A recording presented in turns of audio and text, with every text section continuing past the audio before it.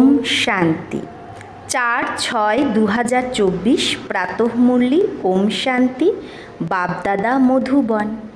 बाबा बोलेছে মিঠে বাচ্চে, এখন এই ছি ছি নোংরা দুনিয়ায় আগুন লাগবে, তাই শরীর সহিত যেটাকে তোমরা আমার আমার বলছো সেই সব কিছুকে ভুলে যেতে হবে। এর সাথে দিল লাগালে চলবে না। তো বাবা বলছে এই ছি ছি গন্দি দুনিয়াকে এখন আগ লাগবে, তাই তুমি শরীর সহিত যা কিছু মেরা মেরা আমার আমার বলছো এগুলো সব কিছুর থেকে দিল সরিয়ে দাও, এগুলো সব কিছু ভুলে যেতে হবে, কারণ কিছুই তো থাকবে না। প্রশ্ন, বাবা তোমাদের এই দুঃখ ধাম সে নফরত কিউ দিলাতে হে? তো বাবা কেন আমাদের এই দুঃখধামের প্রতি নফরত দিলাচ্ছে যে এই দুঃখধামকে ভুলে যাও, এই দুঃখধাম ভালো না? কেন এই দুঃখধামের প্রতি বাবা নফরত সৃষ্টি করছে? উত্তর, কারণ তোমাদের এখন শান্তিধাম সুখধামে যেতে হবে। এই নোংরা দুনিয়ায় এখন থাকাই যাবে না। তোমরা জানো আত্মা শরীর থেকে আলাদা হয়ে ঘরে যাবে, তাই এই শরীরকে কি দেখবে? এখন তো আত্মা এই শরীর থেকে আলাদা হয়ে ঘরে যাবে, তাই এই শরীরকে ক্যা দেখনা? কারো নাম রূপের দিকেও যেন বুদ্ধি না যায়। খারাপ খেয়ালও যদি আসে তাহলেও পথভ্রষ্ট হয়ে যাবে। তাই বাবা বলছে যে কারো শরীরকে দেখো না, কারো নাম রূপের দিকে যেন বুদ্ধি না যায়, কারণ আত্মা শরীর ছেড়ে এখন ঘরে যাবে। তাই বাবা এই পুরানো দুনিয়ার প্রতি আমাদের নফরত সৃষ্টি করছে যে দুনিয়া এখন শেষ হবে। ওম শান্তি। শিব বাবা তার বাচ্চা অর্থাৎ আত্মাদের সাথে কথা বলে, আত্মারাই শোনে। নিজেকে আত্মা নিশ্চয় করতে হবে, নিশ্চয় করে তারপর এটা বোঝাতে হবে যে বেহদের বাবা এসেছে সবাইকে নিয়ে যেতে, দুঃখের বন্ধন থেকে ছাড়িয়ে সুখের সম্বন্ধে নিয়ে যায়। সম্বন্ধ সুখকে বলে আর বন্ধন দুঃখকে বলে। এখন এখানকার কোনো নাম রূপ আদিতে দিল লাগিও না, নিজের ঘরে যাওয়ার জন্য প্রস্তুতি নাও। বেহদের বাবা এসেছে সব আত্মাদের নিয়ে যেতে, তাই এখানে কারো সাথে দিল লাগানো যাবে না। এগুলো সব এখানকার ছি ছি বন্ধন। তোমরা বোঝো আমরা এখন পবিত্র হচ্ছি, তো আমাদের শরীরকে কেউ যেন হাত না লাগায় ছি ছি খেয়ালে, ওই খেয়ালই আমাদের বের হয়ে যায়।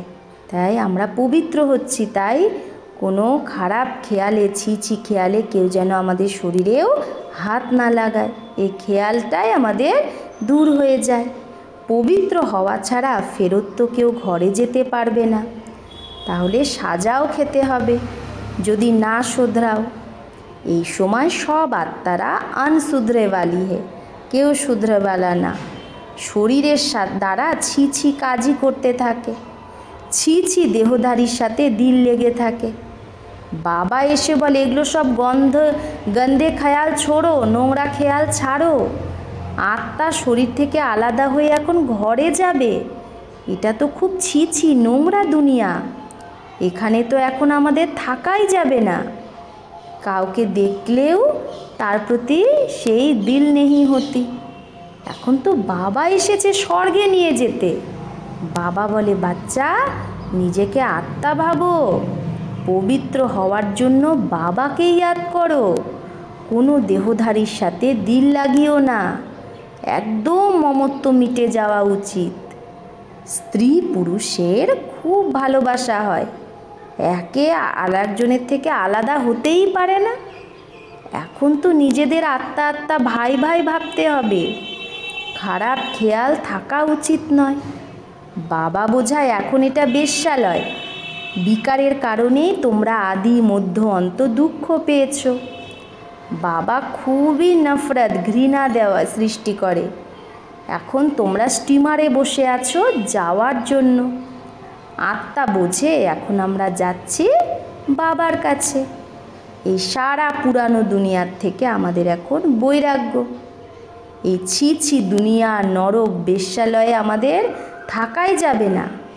তাহলে বিষের জন্য খারাপ খেয়াল আসা খুব খারাপ, পদভ্রষ্ট হয়ে যাবে। বাবা বলে আমি তোমাদের গুলগুল দুনিয়ায় সুখধামে নিয়ে যেতে এসেছি। আমি তোমাদের এই বেশ্যালয় থেকে বের করে শিবালয়ে নিয়ে যাব। তো এখন বুদ্ধির যোগ থাকা উচিত নতুন দুনিয়ায়। কত খুশি হওয়া উচিত। বেহদের বাবা আমাকে পড়ায়। এই বেহদের সৃষ্টিচক্র কি করে ঘোরে সেটা তো বুদ্ধিতে আছে। সৃষ্টিচক্রকে জানলে, অর্থাৎ সদর্শন চক্রধারী হলে তোমরা চক্রবর্তী রাজা হবে। তো সৃষ্টিচক্র ঘোরালেই, সৃষ্টিচক্রকে জানলে, অর্থাৎ সদর্শন চক্রধারী হলেই আমরা চক্রবর্তী রাজা হব। যদি দেহধারীর সাথে বুদ্ধিযোগ লাগাও তো পদও ভ্রষ্ট হয়ে যাবে। কোনো দেহের সম্বন্ধ যেন মনে না পড়ে। এটা তো দুঃখের দুনিয়া, এখানে সবাই দুঃখই দেয়। বাবা ডার্টি দুনিয়া থেকে সবাইকে নিয়ে যায়। তাই এখন বুদ্ধিযোগ নিজের ঘরের সাথে লাগানো উচিত। মানুষ ভক্তি করে মুক্তিতে যাওয়ার জন্য। তোমরাও বলো আমাদের আত্মাদের এখন এখানে থাকা উচিত না। আমরা এই ছি ছি শরীর ছেড়ে নিজের ঘরে যাব। এটা তো পুরানো জুতা শরীর। বাবাকে ইয়াদ করতে করতে এই শরীরও ছুটে যাবে। অন্তকালে বাবা ছাড়া আর কোনো দ্বিতীয় জিনিস যেন ইয়াদ না আসে। এই শরীরও এখানেই ছাড়তে হবে। শরীর গেল মানে সব কিছু গেল। দেহ সহিত যা কিছু আছে, তোমরা যেটা মেরা মেরা বলো, এগুলো সব ভুলে যেতে হবে। এই ছি ছি দুনিয়াকে অবশ্যই আগ লাগবে। তাই এর থেকে এখন দিল লাগানো যাবে না এর সাথে। বাবা বলে মিঠে মিঠে বাচ্চে, আমি তোমার জন্য স্বর্গে স্থাপনা করছি, সেখানে তোমরাই গিয়ে থাকবে। এখন তোমাদের মুখ ওই দিকে আছে, স্বর্গের দিকে। বাবাকে, ঘরকে আর স্বর্গকে ইয়াদ করতে হবে। দুঃখধাম থেকে তোমাদের নফরত আসে, ঘৃণা। এই শরীরের প্রতিও ঘৃণা আসে। তাই বাবা বলছে শাদি করনে কি ভি क्या দরকার হে, বিয়ে করার কি দরকার? বিয়ে করলে দিল লেগে যায় শরীরের সাথে। বাবা বলে এই পুরানো জুতোর সাথে কিচ্ছু স্নেহ রেখো না। শরীরটা হলো জুতো, এটা হলো ওই বেশ্যালয়। সবাই পতিতই পতিত, রাবণ রাজ্য। এখানে কারো সাথে দিল লাগানো যাবে না এক বাবা ছাড়া। বাবাকে ইয়াদ না করলে জন্ম জন্মান্তরের পাপও কাটবে না। তখন সাজাও খুব কড়া, পদও ভ্রষ্ট হয়ে যাবে। তো কেন না এই কলিযুগী বন্ধনকে ছেড়ে দাও। বাবা সবার জন্য এই বেহদের কথা বোঝায়। যখন রজপ্রধান সন্ন্যাসী ছিলে তো দুনিয়াও নোংরা ছিল না, জঙ্গলে থাকতো। সবার আকর্ষণ ছিল সন্ন্যাসীদের প্রতি। মানুষ সেখানে গিয়ে সন্ন্যাসীদের খাবার পৌঁছে দিত। নিডর হয়ে থাকতো তারা। তোমাদেরও নিডর হতে হবে। এতে বড় বিশাল বুদ্ধি চাই। বাবার কাছে আসে তো বাচ্চাদের খুশি হয় না? আমরা বেহদের বাবার থেকে সুখধামের বর্ষা পাই। এখানে তো কত দুঃখ, কত খারাপ খারাপ বিমারি, অসুখ আদি হয়। বাবা তো গ্যারেন্টি করে তোমাদের আমি সেইখানে নিয়ে যাব যেখানে কোনো দুঃখ বিমারি আদি নামই নেই। আধা কল্পের জন্য তোমাদের হেলদি বানায়। এখানে কারো সাথে যদি দিল লাগাও তো খুব সাজা খেতে হবে। তোমরা বোঝাতে পারো? মানুষ তো বলে 3 মিনিট সাইলেন্স। বলো শুধু সাইলেন্সে কি হবে? এটা তো বাবাকেই ইয়াদ করতে হবে, যার দ্বারা বিকর্ম বিনাশ হবে। সাইলেন্সের বর দেয় তো বাবা। তাকে ইয়াদ করা ছাড়া শান্তি কি করে পাবে? তাকে ইয়াদ করলে তবেই তো বর্ষা পাবে। টিচারকে অনেক পাঠ পড়াতে হয়। তো বাবা বলছে তোমাদের দাঁড়িয়ে যাওয়া উচিত। কেউ কিচ্ছু করবে না, কেউ কিচ্ছু বলবে না। বাবার হয়েছো তো তো পেটের জন্য পাবেই, শরীর নির্বাহের জন্য অনেক পাবে। বাবা বলছে বাবার বাচ্চা হয়েছে তো তুমি তোমার খাবারের শরীর নির্বাহের জন্য ঠিক খাবার পেয়ে যাবে। যেরকম বেদান্তি বাচ্চি বেদান্তি দিদির কথা বলছে, তো সে পরীক্ষা দিয়েছে, তাতে একটা পয়েন্ট ছিল যে গীতার ভগবানকে সে পরমপিতা পরমাত্মা শিব লিখেছিল পরীক্ষায়, তো তাকে ফেল করে দিয়েছে। আর যে লিখেছে শ্রীকৃষ্ণের নাম তাকে পাশ করে দিয়েছে। তো বাচ্চা সত্যি বলেছে, কিন্তু তাকে না জানার কারণে ফেল করে দিয়েছে।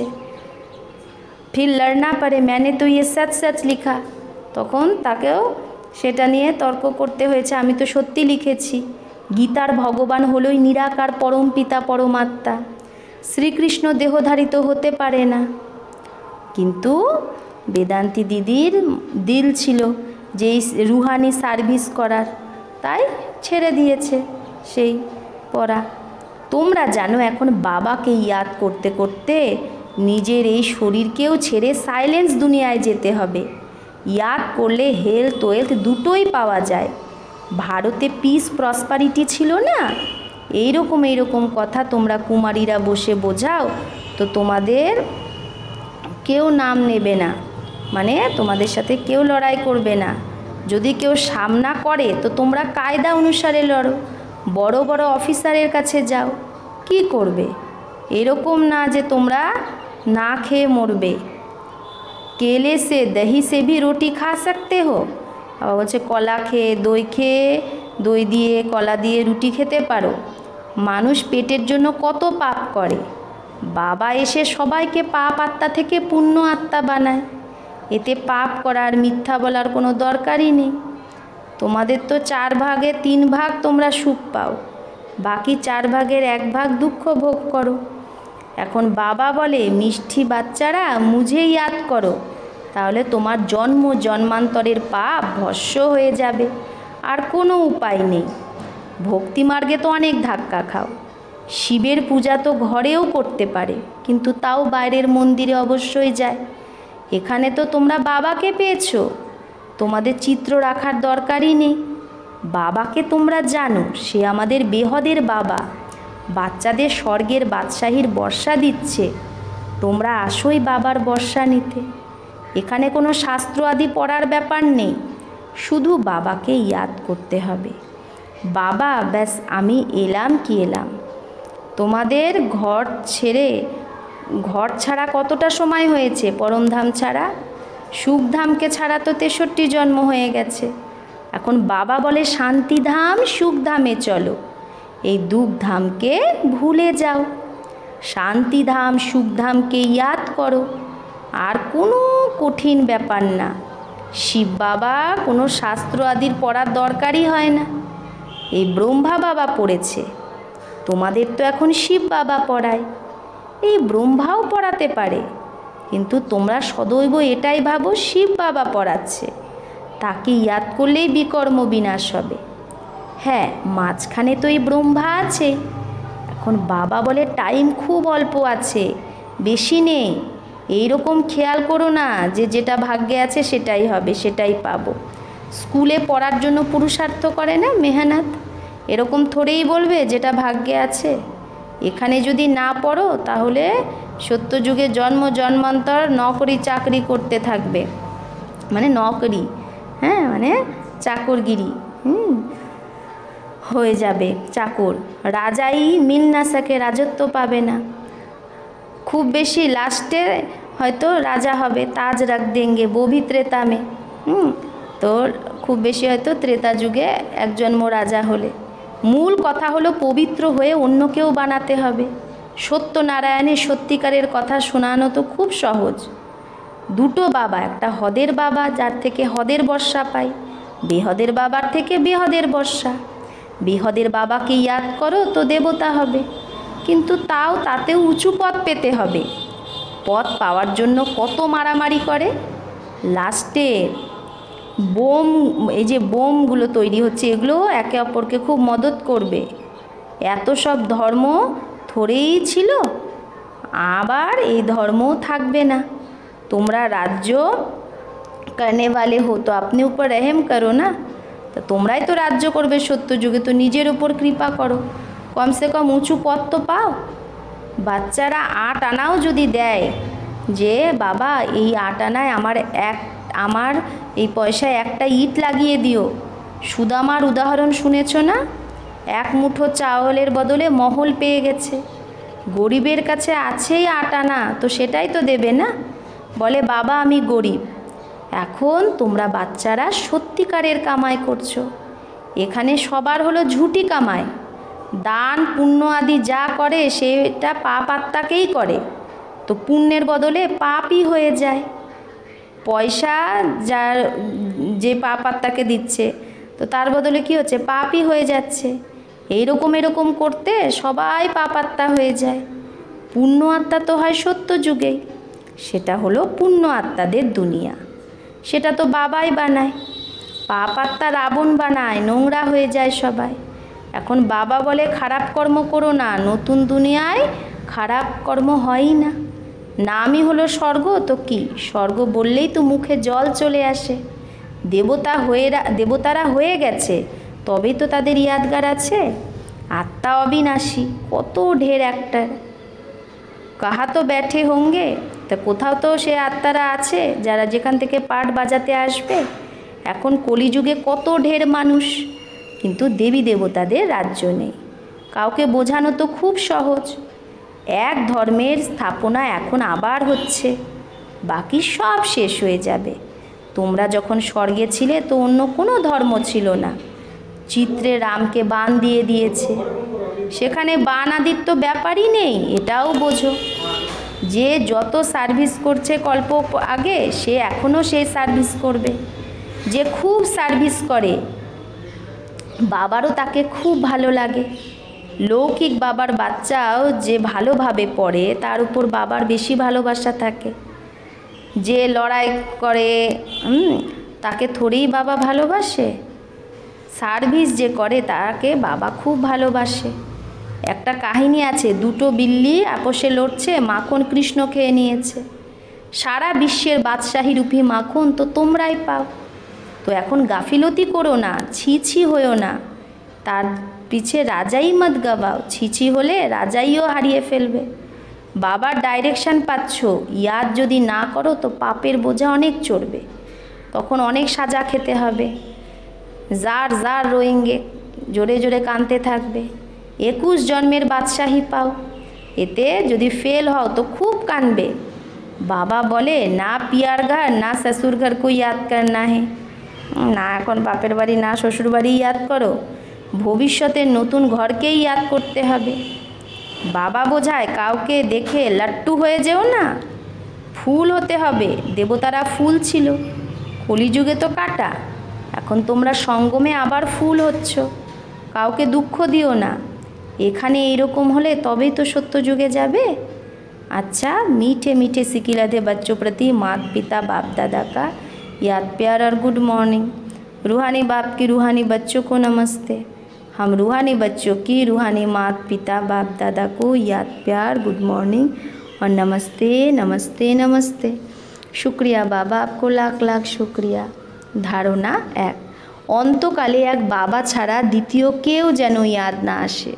তার জন্য এই দুনিয়ার কারো সাথে দিল লাগালে চলবে না। ছি শরীরের সাথে ভালোবাসলে চলবে না।